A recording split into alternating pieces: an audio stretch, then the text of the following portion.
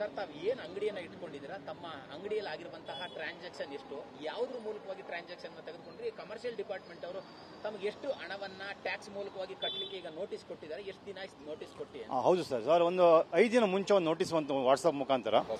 ನಾವು ಒಂದು ಜ್ಯೂಸ್ ಅಂಗಡಿ ಇಟ್ಕೊಂಡಿದ್ದೀವಿ, ಜ್ಯೂಸ್ ಅಂಡ್ ಕಾಂಡಿಮೆಂಟ್ಸ್, ಇದು ಸಿಗರೇಟ್ ಕೂಡ ಇದೆ, ಲೇಸು, ಕುರ್ಕುರೆ, ಮತ್ತೊಂದು ಹಣ್ಣು ಎಲ್ಲ ಇಟ್ಕೊಂಡಿದ್ದೀವಿ ಸರ್. ಇದಕ್ಕಿದ್ದಂಗೆ ಒಂದು ನೋಟಿಸ್ ಬಂದಿದೆ. ಅದು GST ಕಡೆಯಿಂದ ನೋಟಿಸ್ ಅಂತ ಇದೆ.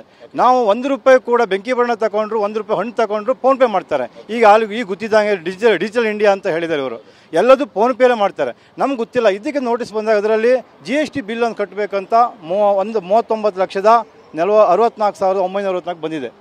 ಹಾಂ, ಇದು ನಮಗೇನು ಗೊತ್ತಾಗ್ತದೆ. ನಾವು ಸ್ವಲ್ಪ ಹೊಟ್ಟೆಪಾಡು ಗಣ್ಯ ಅಂತ ಜೀವನ ಮಾಡ್ಕೊಂಡಿದ್ದೇವೆ. ಇದು ನಮಗೆ ಯಾವ ರೀತಿ ಕಟ್ಟಬೇಕಂತ ನಮ್ಗೆ ಗೊತ್ತಾಗ್ತಾ ಇಲ್ಲ. ನಮಗಿದು ಇದ್ರ ಬಗ್ಗೆ ನಮ್ಗೇನು ಗೊತ್ತೇ ಇಲ್ಲ. ಇದು ಕಮರ್ಷಿಯಲ್ ಡಿಪಾರ್ಟ್ಮೆಂಟ್ ಹೋಗಿ ವಿಚಾರಿಸಿದ್ರ, ಯಾಕೆ ಇಷ್ಟು ಹಣ ಕಟ್ಟಬೇಕು, ಟ್ಯಾಕ್ಸ್ ಕಟ್ಟಬೇಕು ಅಂತ ನೋಟಿಸ್ ಕೊಟ್ಟಿದ್ರ ಅನ್ನೋದು ಏನಾರು ಆಗಿದೆಯಾ? ಇಲ್ಲ, ಅವರು ನೀವು ಆದಷ್ಟು ಬೇಗ ಇದನ್ನ ನಿಮ್ಗೆ ರಿಪ್ಲೈ ಮಾಡ್ಬೇಕಂದಲ್ಲಿ ಅವರು ನೋಟಿಸ್ ಕಟ್ಟಿದ್ದಾರೆ. ನಾವು ಇನ್ನೂ ಎಲ್ಲಿ ಹೋಗಿಲ್ಲ. ನಾವು ಈಗ ನಮ್ಮ ಕಾರ್ಮಿಕ ಪರಿಷತ್ ರವಿಯಣ್ಣ ಜೊತೆ ಬಂದು ಮಾತಾಡಿದ್ದೇವೆ. ಇದು ಏನು ನೋಡ್ಬೇಕು, ಏನು ಮಾಡೋಕೆ ಗೊತ್ತಾಗ್ತಾ ಇಲ್ಲ ನಮಗೆ. ನಿಮ್ಮ ಮುಖಾಂತರ ಏನೋ ಮಾಡ್ಬೇಕು ನೋಡ್ತಿದ್ದೇವೆ. ನಿಮ್ಮ ಹೆಸರು ಹೇಳಿ ಸರ್.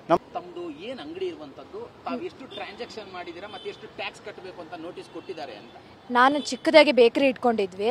ನಾವು ಗಂಡ ಹೆಂಡ್ರು ಇಬ್ರು ಬೇಕರಿಯಲ್ಲೇ ಇರೋದು. ಇಬ್ರಿಗೂ ಟ್ಯಾಕ್ಸ್ ಬಂದಿದೆ. ಎಷ್ಟು ಕಟ್ಟಬೇಕು ಅಂತ ಬಂದಿದೆ? 39 ಲಕ್ಷ ಚಿಲ್ಲರೆ ಸಮಥಿಂಗಲ್ಲಿ ಬಂದಿದೆ ಸರ್. ಅದನ್ನು ಹೆಂಗೆ ಕಟ್ಟಲಿ? ನಾವು ಚಿಕ್ಕ ಮಕ್ಕಳನ್ನ ಹಾಕೊಂಡು ಕಾಲಡಿ ಹಾಕೊಂಡು ನಾವು ಬೇಕರಿಯಲ್ಲಿ ಜೀವನ ನಡೆಸ್ತಾ ಇರೋರು.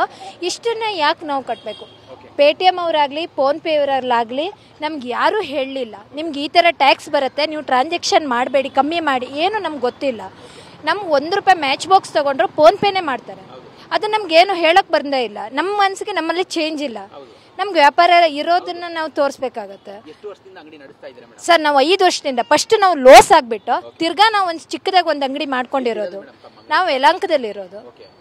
ಎಷ್ಟು ವರ್ಷದಿಂದ ಈ ಅಂಗಡಿ ನಡೆಸ್ತಿದ್ದೀರಾ ಮೇಡಮ್? ನಾವು ಆಗಿದೆ ಈಗ ನಿಮ್ಮಲ್ಲಿ Google pay, phone pay, Paytm ಮೂಲಕವಾಗಿ ಟ್ರಾನ್ಸಾಕ್ಷನ್ ತಾವೇನಾದ್ರು ವಿಚಾರಿಸಿದ್ರಾ ಮೇಡಮ್? ನಾವು ವಿಚಾರಿಸಿಲ್ಲ. ನಾವು ರವಿಯಣ್ಣನ ಹತ್ರ ಎಲ್ಲರೂ ಸೇರಿ. ಎಷ್ಟು ದಿನ ಆಯ್ತು ಮೇಡಮ್ ಇದು ನೋಟಿಸ್? ನಮ್ಗೆ ನೋಟಿಸ್ ಬಂದು 10 ದಿನ ಆಗಿದೆ. ಎಷ್ಟು ಬಂದಿದೆ ಮೇಡಮ್ ಒಟ್ಟು ನಿಮಗೆ? ನಮ್ಗೆ ಆಲ್ರೆಡಿ ಕಟ್ಟಬೇಕಾಗಿರೋದು 42 ಲಕ್ಷ ಸಮಥಿಂಗಲ್ಲಿ ಬಂದಿದೆ. ಅದು ಏನು ಮಾಡೋದಂತ ನಮ್ಗೆ ಗೊತ್ತಾಗ್ತಾ ಇಲ್ಲ.